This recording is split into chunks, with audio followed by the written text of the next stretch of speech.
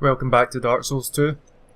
Last episode we unpetrified that guy across there to get the fan key from him.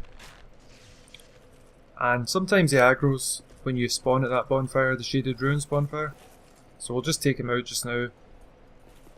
Get rid of him. Said before in the previous episode that these lion warriors are quick. That's probably not the right way to describe them. It's just that, I don't know, they can swing their great axe quite quickly, and especially if you get stuck in an attack animation, it can be quite annoying when you're trying to kind of get away from them, and that's never a good idea to do the jump attack, because they never stagger. It's not like, you know, if you hit them they're going to flinch or anything, they're just going to... Anyway, I'm going to use the Fragrant Branch of Yore to get access to the Lion Mage set, and just remember, now that you've unpetrified that guy, if you ever spawn in at the bonfire, he'll always be present along with the other guy that's normally there, so you'll have two lion warriors to take on. Just waiting for my curse bar to go down. This armour set, don't worry about it, you'll get your Fragrant Branch of Yore back in this chest. But the Lion Mage stuff, it's very feminine looking, and it's more suited to sorcerers because it increases casting speed. So if you're looking to get your spells off quicker, it's maybe ideal. So what we're going to do now is, I said in the previous episode, where the golden braided lion warrior is, there's a petrified, you can see the lion warrior that's petrified, and I said don't waste the Fragrant Branch of Yore on him because you can do this jump, and yeah, you can, you know, you can keep a valuable resource on you and you don't have to waste it. Because the items that are through here aren't necessarily valuable to everyone. Especially the weapon that we're going to pick up in a second. I was kind of disappointed with this weapon. I like it in Dark Souls 1, I think it's an excellent weapon. But in Dark Souls 2, it requires quite a lot of dexterity. 26 dexterity, and it's the Black Knight halberd. And in this game, I think this is probably the first Black Knight weapon you encounter in the game, not under normal circumstances. But in this game, Black Knight weapons do fire damage. You don't need to jump there. I think you can just dash off the edge, and you come back to a familiar area. So just cross the tree branch again. And what we'll do next is we'll make our way to down below to where we're going to use the fan key. So don't forget, you're going to have these basilisks here. They're going to respawn if you've sat at the bonfire, and be careful not to step in the pools of acid.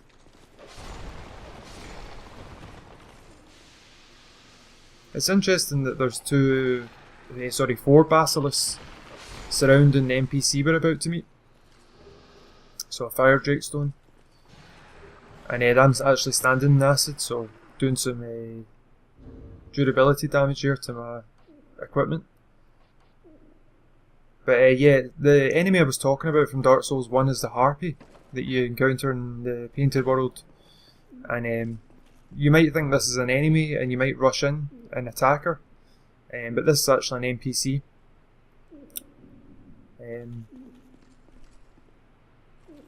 So there's an item here, we'll pick that up first. It's a flash shard, so that's really good. Thank you for helping me. This is Weaponsmith Ornifex. Ornifex.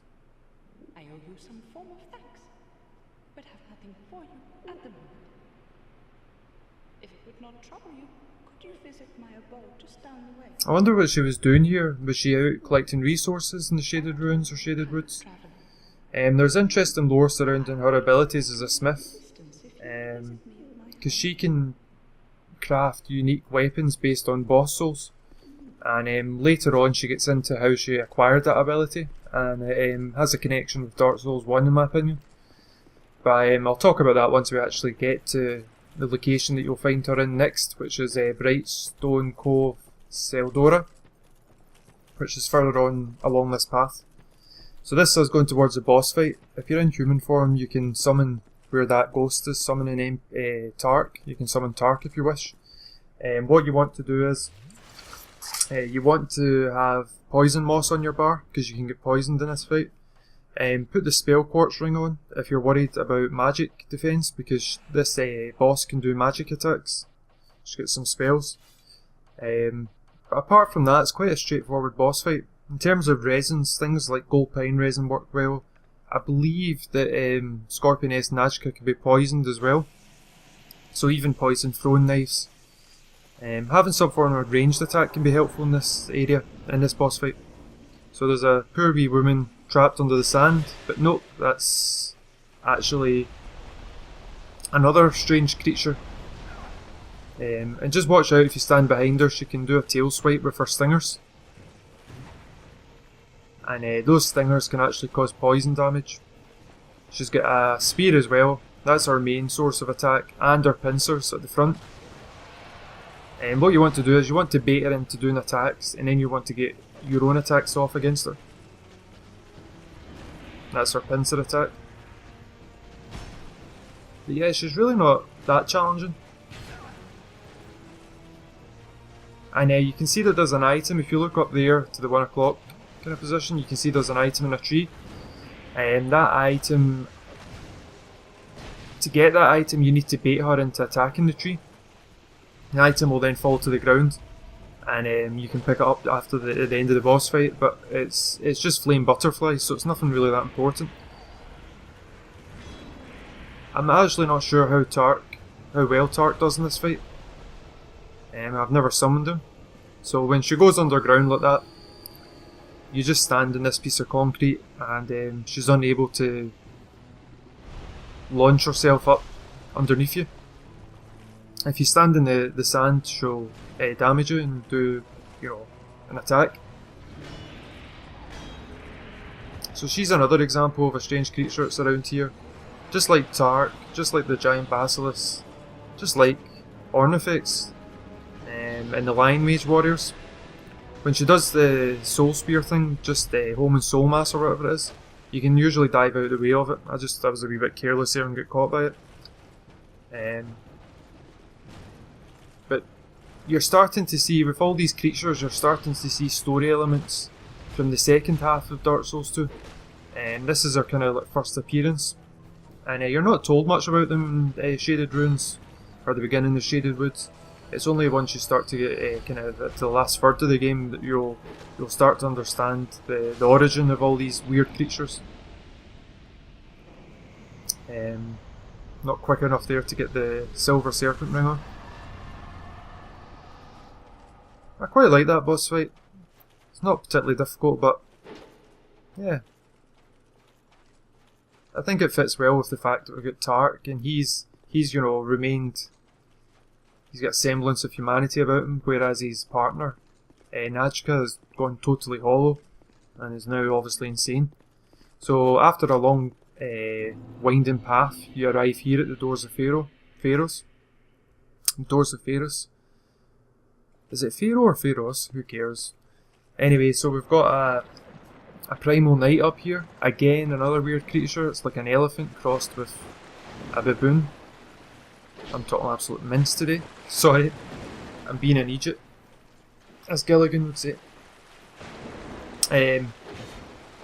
These primal knights have quite a lot of health, and they're a pain in the ass to fight in water. They have a chance to drop their shield, which is what I pick up, and the shield actually has really high lightning defense, 90, but you're only getting 90 physical block with it. They also have the chance to drop their armour set, their halberd. The interesting part of that is the last paragraph. Whoever was created by Aldea was lost with his experience, but the king attempted to revive these things even if only fragments remained. So it's talking about Lord Aldea having this ability that the king wanted. And yeah, we'll talk more about that as the story develops in the game.